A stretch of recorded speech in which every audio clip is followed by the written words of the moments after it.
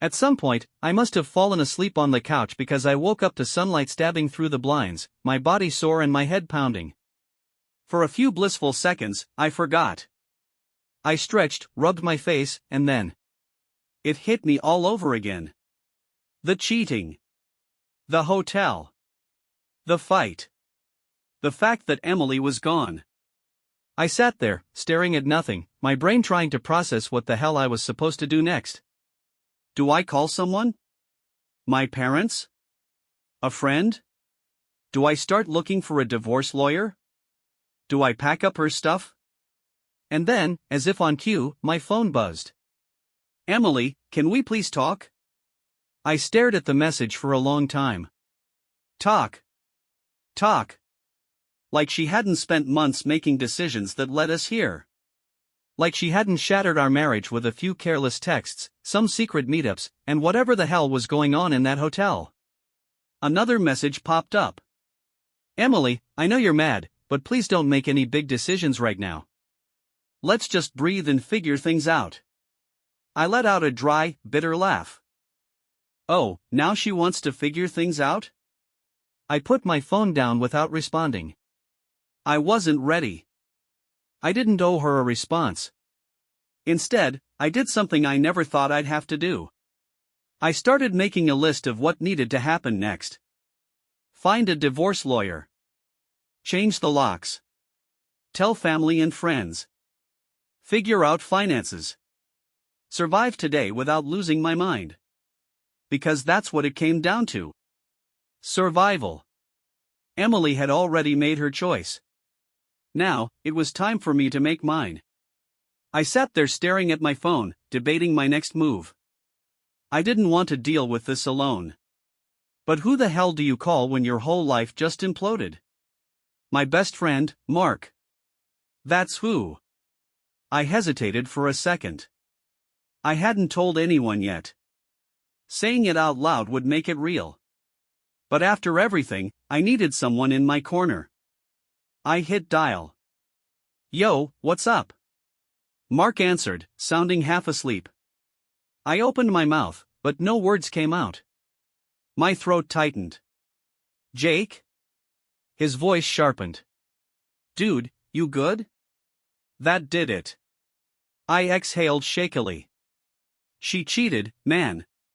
Silence. Then, what? I swallowed. Emily. She's been cheating. I caught her last night. Another long pause. Then Mark exploded. Are you kidding me?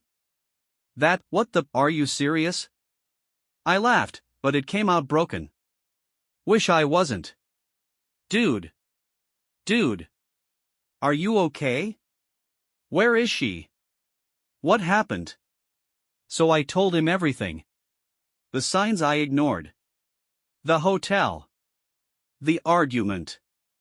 The way she tried to flip it on me. By the time I finished, I could practically hear Mark pacing through the phone. Okay. First off, screw her. Second, you need to get a lawyer. Third, do you need me to come over? I rubbed my face.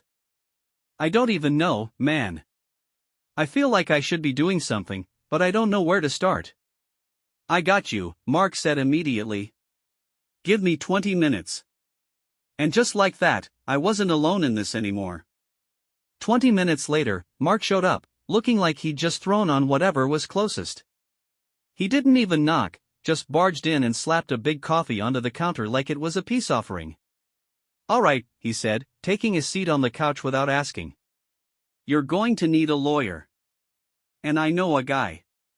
I nodded slowly, still feeling the weight of everything pressing down on me. I know. I started looking up some options this morning, but I can't even think straight. I don't even know what to ask for.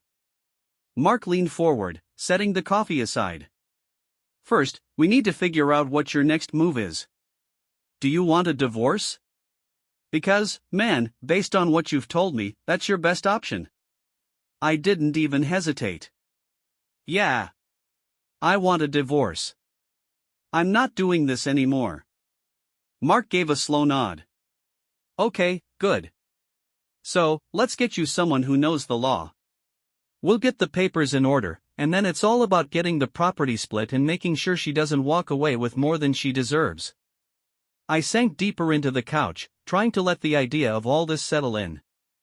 I wasn't just ending a relationship, I was untangling a life I'd spent years building. Mark picked up on the silence. Dude, you've got this. I know it's a lot right now, but you're gonna come out of this stronger. You're not going through this alone. I forced a weak smile. Yeah. Thanks, man. I wasn't sure I believed him at that moment, but I needed to hear it.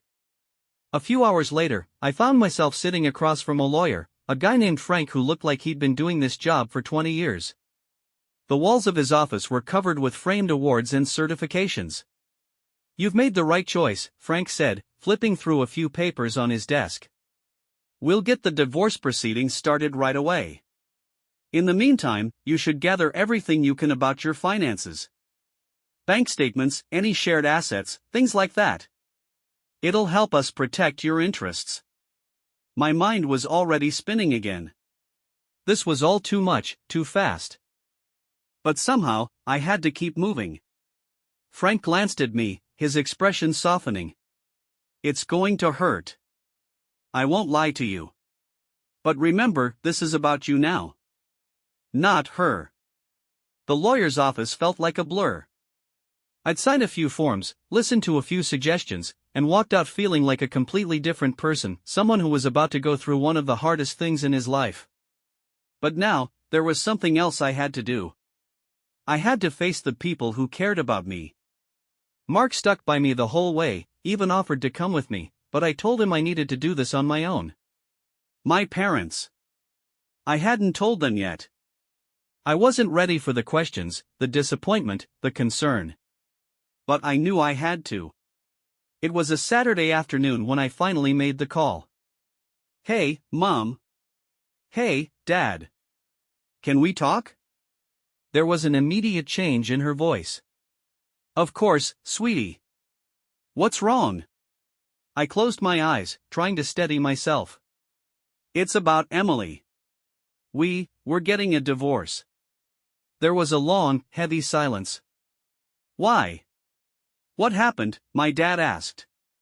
And that was the moment everything got real. I told them. The hotel. The lies. The affair. And through it all, they listened. They didn't interrupt. They didn't yell or say anything that would make it worse. They just listened. When I was done, there was another long pause.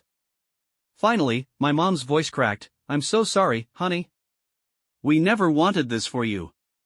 I swallowed hard. Neither did I. It was a strange feeling. For a second, I felt like I was 20 years old again, sitting on the couch, listening to my parents tell me everything would be okay, like it had when I was younger and nothing in the world felt heavy. But it wasn't the same. They offered support. Advice. Comfort. But nothing could change what had already happened. At the end of the conversation, my mom said something I didn't expect. You'll get through this, Jake. We know you're strong. But don't be afraid to lean on us. You don't have to do this alone. I felt a little lighter. Maybe this wasn't just a nightmare I had to wake up from. Maybe this was the beginning of something new. But even then, I wasn't sure what that something new looked like. The next few days felt like a blur. I went through the motions, meeting with the lawyer, gathering my financial documents, trying to sort through all the emotions that seemed to be bubbling up at random times. It was like every little thing triggered another wave of grief, anger, and confusion. But then, on the third day, something unexpected happened. I was sitting at my kitchen table, mindlessly scrolling through emails when my phone buzzed. I looked at the screen. Emily, I miss you. I blinked. I hadn't heard from her since the night she left. After our argument, I'd assumed she'd either go full radio silence or just send a bunch of excuses. But this? This hit me like a punch in the stomach. I sat there for a minute, not sure what to do. Should I respond? Should I ignore it? Was this some last-ditch attempt to reel me back in? I typed out a response and deleted it. Typed another one and deleted that, too. Finally, I just let it sit there. Then another text came through. Emily, I made a huge mistake. Please don't give up on us. I love you. We can fix this. I let out a hollow laugh. Fix this? I stared at the message for a long time. For a split second, I thought about it. About the life we had. The history. The good times. But I remembered the kiss. The lies. The betrayal. And I realized something in that moment. I wasn't the same person I was 2 weeks ago. I couldn't just pretend like none of it had happened. So, I replied. Me, I don't know who you are anymore. I can't do this. The phone buzzed again almost immediately. Emily, please, Jake. Don't leave me. I'm so sorry. I'm begging you. But I didn't respond. And when I put the phone down, I realized I had just made a decision I hadn't been able to make until now. It was over. After that, things started to settle into a strange kind of rhythm. Emily tried to text a few more times, but I stopped responding. It wasn't about being petty or spiteful, it was about protecting myself. The hardest part wasn't the betrayal, it was the constant push and pull. The hope that maybe, just maybe, it would go back to how it was. But deep down, I knew it wouldn't. I focused on the practical stuff, the divorce papers, changing the locks, getting my life back in order. I moved through the motions, but I also made time for myself. For healing. I went back to the gym. Took long walks.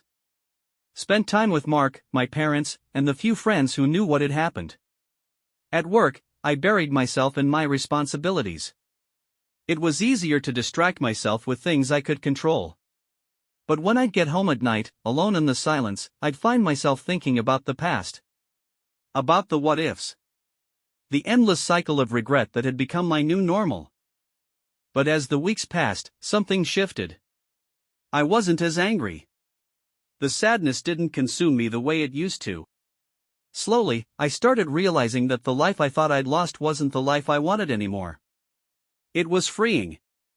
In a way I hadn't expected.